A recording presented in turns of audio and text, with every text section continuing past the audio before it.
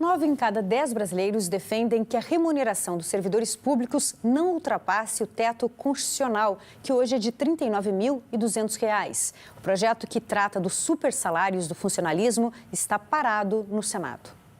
A desigualdade que assola a sociedade brasileira também se reproduz no funcionalismo. Enquanto a maioria recebe pouco, uma elite é beneficiada com super salários. A Constituição estabelece como teto a remuneração dos ministros do Supremo Tribunal Federal, hoje cerca de R$ 39 mil.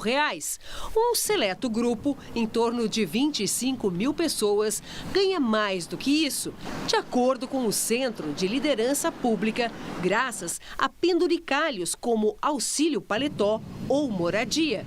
Só que eles consomem quase 3 bilhões de reais por ano.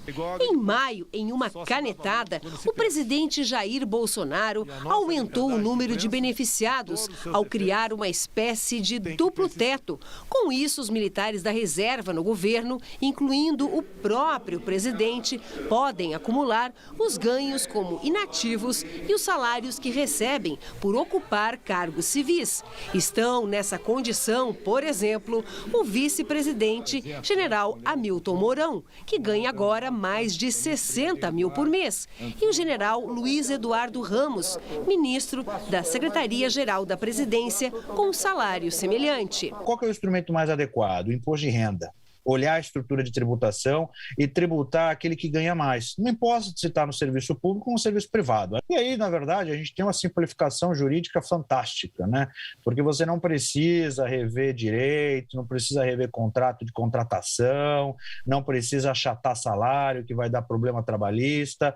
Para a população, não há dúvida, 9 em cada 10 brasileiros defendem o fim dos supersalários e querem que o teto constitucional seja respeitado, segundo pesquisa feita pelo Instituto Datafolha para o movimento Pessoas à Frente. O projeto que limita os supersalários foi aprovado no Senado, ficou 4 anos e meio na Câmara e agora está parado na Comissão de Constituição e Justiça, de volta ao Senado, porque foi alterado pelos deputados. E o que esse projeto de lei vai fazer, esse projeto de lei que está parado no Senado Federal, é regulamentar justamente que tipo de verba pode ser considerada indenização e que tipo de verba não pode mais ser considerada indenização para ultrapassar o teto constitucional.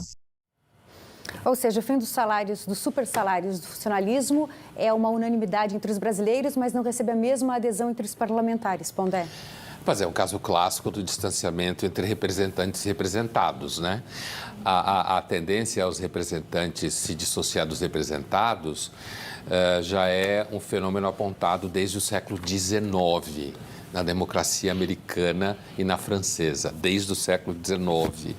Essa tendência dos representantes se dissociar dos representados e começar a trabalhar para si mesmo. Isso acontece em maior ou menor grau. Ali você trabalha para manter um certo sistema e que todos, de alguma forma, fazem parte. Dentro desse quadro, eu acho que a pesquisa, 9 a cada 10 brasileiros, eu imagino quem é esse brasileiro que não concordou.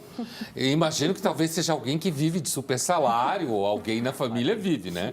Porque fico me perguntando quem seria esse infeliz, né? Agora, o caso de militares, em geral, esse é um caso bem gritante do Bolsonaro, especificamente, porque isso é uma das formas de corromper as Forças Armadas.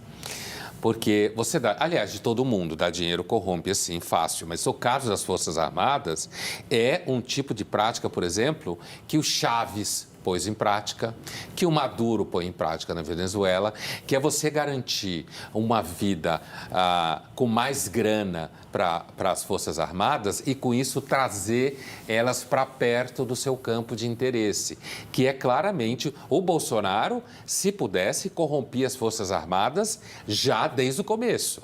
E garantir mais grana é uma das formas de você corromper as Forças Armadas, que ganha mal, no geral, na média, vale dizer. Mas não esses super salários aí, né? Há justificativa para a resistência de juízes, procuradores, legislativo para manterem esses super salários? Bem, quem decide isso é o legislativo. E quem decide o legislativo é a população que vota. Uma democracia, sim. Como resolver isso? Faz 4, 5 anos que está o projeto andando na Câmara, vai para o Senado, volta para a Câmara aprova uma pequena mudança, volta para o Senado. O ano que vem tem eleições. É hora de debater que tipo de funcionalismo público desejamos para o nosso país.